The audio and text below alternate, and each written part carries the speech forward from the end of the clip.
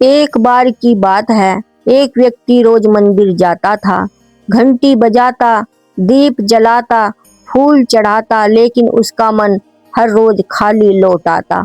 एक दिन उसने भगवान से कहा, मैं रोज तेरी पूजा करता हूँ, फिर भी तू मुझे नहीं मिलता। मंदिर में सन्नाटा था, कोई उत्तर नहीं आया। लेकिन उसी रात उसने एक स्वप्न देखा। तू रोज मेरे सामने आता है, लेकिन कभी मेरे सामने नहीं बैठता। व्यक्ति घबरा गया, मैं तो घंटों बैठता हूँ प्रभु।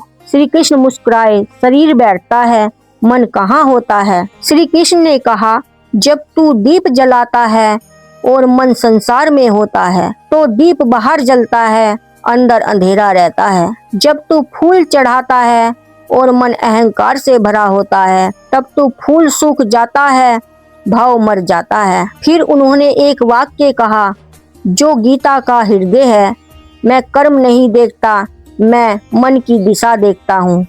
श्री कृष्ण बोले, ध्यान कोई साधना नहीं, ध्यान एक ठहराव है। उन्होंने एक उदाहरण दिया, मान ले तू नदी किनारे बैठा है, नदी बह रही है, तू उसे रोक नहीं सकता। वैसे ही मन बहता है, उसे रोकने की कोशिश मत कर, बस किनारे बैठकर देख। देखना ही ध्यान है, लड़ना नहीं। श्री कृष्ण ने कहा, जिस दिन तू पूजा में कुछ मांगना बंद कर देगा, उसी दिन पूजा शुरू होगी।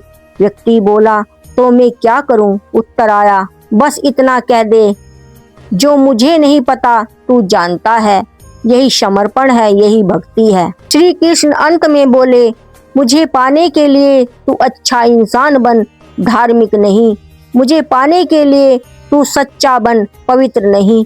क्योंकि मैं तेरे अभिनय में नहीं, तेरी सच्चाई में रहता हूँ। स्वप्न टूटा, आंख खुली, पर मन पहली बार शांत था। पूजा का अर्थ भगवान को बुलाना नहीं, पूजा का अर्थ अपने भीतर उतरना है।